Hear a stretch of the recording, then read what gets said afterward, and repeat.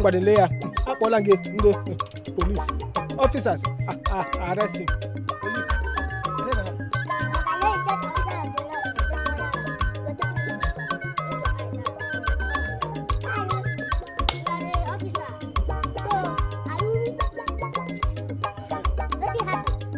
I told you to use Ebony Shelters Limited to roof my house for me. I sent you pictures of all the roofings I want. You agreed to do the whole thing for me. Imo, give a bam bam, corrupt no law. Zinkema, I can't even sleep at night. Mini, engine on my house. This early morning, me and my children had to wipe out the whole waters. Give Hapo, Ebony Shelters, to get the corrupt roofing. You use another roofing to roof my house for me.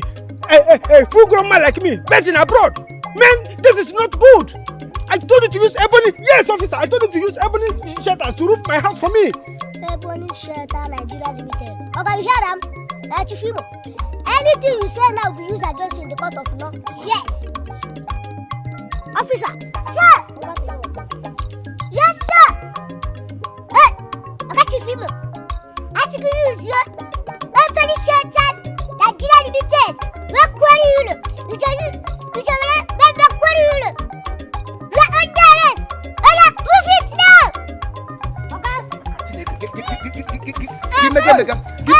Give me arrest me. Yeah, give me arrest. Arrest me. Arrest this young man, officer. Arrest this young man. Officer, arrest this young man. You people are officers of the law. Not this.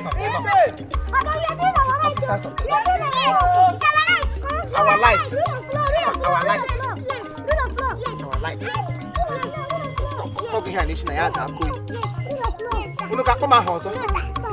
Will you mention my name again?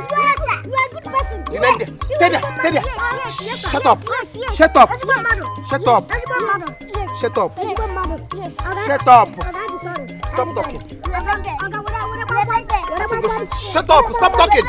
Stop talking. Stop talking. Remain there.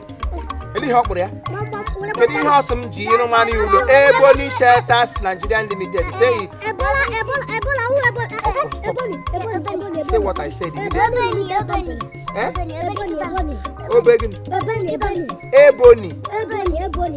Shelters. Yes, Ebony Shelters.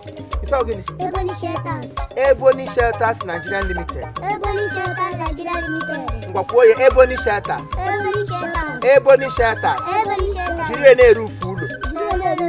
Jiriene Rufulo. Use Ebony Shelters Nigeria Limited. Use Ebony Shelters Nigeria Limited. For your roofing. If you want your house to be beautiful. Use